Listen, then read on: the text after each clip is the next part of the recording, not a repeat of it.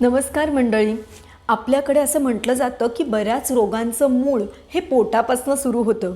त्यामुळे पचन अन्नाचं व्यवस्थित होणं खूप आवश्यक आहे. आणि त्यातलीच एक महत्त्वाची स्टेप आहे ती म्हणजे मोठ्या आतड्यात आपल्या मोठ्या आतड्यामध्ये काही चांगले शरीराला पोषक असे मायक्रो ऑर्गॅनिझम्स म्हणजे जीवाणू बॅक्टेरिया वाढत असतात. आणि ह्या बॅक्टेरियांमुळे आपल्या अन्नाचं पचन होणं आणि अनेक जीवनसत्व शरीरात ॲब्सॉर्ब होणं किंवा शोषण होणं या दोन्ही गोष्टी ते बॅक्टेरिया करत असतात आपल्यासाठी. आणि ह्या बॅक्टेरियांची वाढ चांगल्या प्रकारे व्हावी ह्यासाठी म्हणजे गट हेल्थ छान राहण्यासाठी मी तुम्हाला 5 गोष्टी सोप्या सांगणार आहे.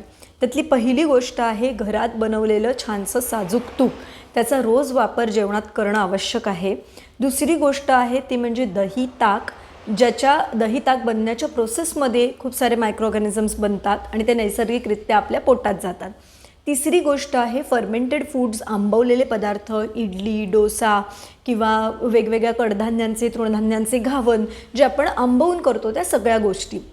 चौथी गोष्ट आहे ती म्हणजे तृणधान्य किंवा मिलेट्स ज्यामध्ये भरपूर फायबर असतं. आणि पाचवी गोष्ट आहे सगळी फळं आणि भाज्या. ह्या शेवटचे 2 गोष्टी फायबर रिच असल्यामुळे त्याही गट हेल्थ छान ठेवायला मदत करतात.